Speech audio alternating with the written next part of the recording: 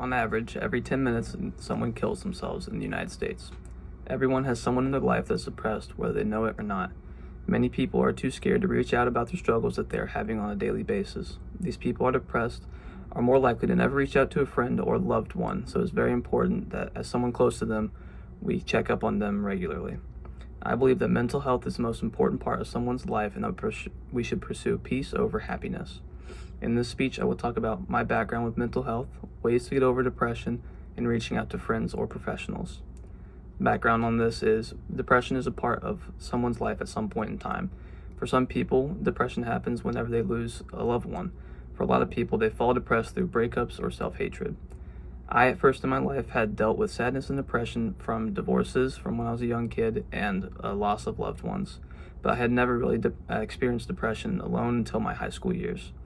I had a relationship with someone who I always vented to and I really trusted. After a year and a half, we broke up randomly, and that left me spiraling. I had all these emotions that I felt that I wasn't able to vent about anymore. I figured we broke up that also because I wasn't enough. I didn't feel like I could reach out to any of my friends as I was scared that they were going to see the real me. Eventually, I found myself through the process and took a leap to tell my friends and family how I was doing. Now, I have a loving girlfriend who I can always talk to, but I'm also comfortable with talking to friends and families as you can't set yourself too thin. A big thing that I saw that helped me was keeping myself busy. A lot of people who have things in their life can consistently come back to while struggling. Many people dive into music, which is something that I did while I was depressed. A fun thing that I did was I listened to music and I would jot down my notes and kind of thoughts on what I thought the lyrics were about. This can help when I'm either happy or sad, as it kind of just gets my emotions out and really has me come back and connecting to each song. Another hobby that I had was golf. Physical activity is always beneficial for anybody, and I figured out while walking, like taking walks with the golf cart or hitting range balls, that this is something that I could be myself truly, and I could be by myself with my own thoughts. It also helped me having like a routine to come back on and purpose that would keep me busy throughout the day and leave me less time feeling lonely. Lastly, a big thing that helped was getting a job. Getting a job is a great way to keep yourself busy, and I got a job at Getaway Golf my sophomore year. Through the job, I was able to meet new people and make money while recovering, so that's always a plus. This job gave me confidence to talk to people, and after 3 years, I'm finally leaving this job. I owe a lot to this job as it was always there for me, and it was a great way to recover. Reaching out is a very hard part for anybody who's going through something. The main reasons people won't reach out to others is fear of rejection or fear that reaching out is too much work. Not reaching out is a big part of anybody's life. A big problem with many people is they only reach out to one person. This can go bad as if you lose them, you have nobody else to reach out to and you set yourself too thin.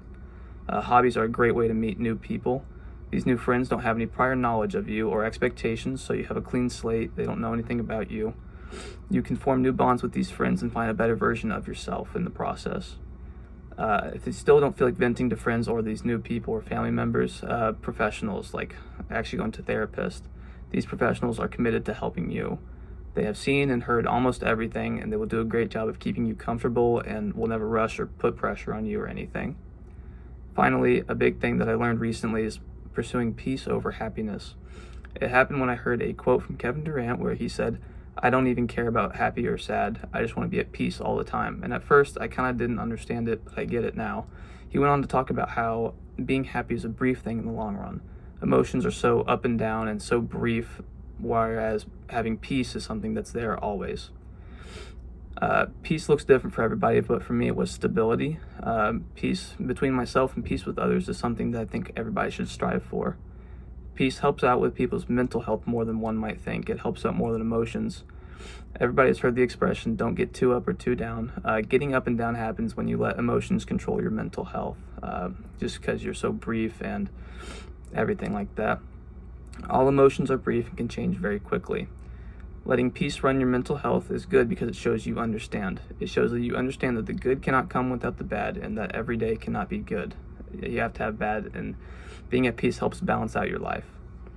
In conclusion, anybody can have a good mental state. Having a better mental approach to adversity is proven to increase your lifetime. However, it isn't that easy. Many people let attitudes and emotions control their minds when in reality it's peace. Finding hobbies or even jobs is a great way to meet new friends and form new relationships where you can become more honest and outgoing with these people around you. I believe that mental health is the most important thing in someone's life, and we should be pursuing peace over happiness.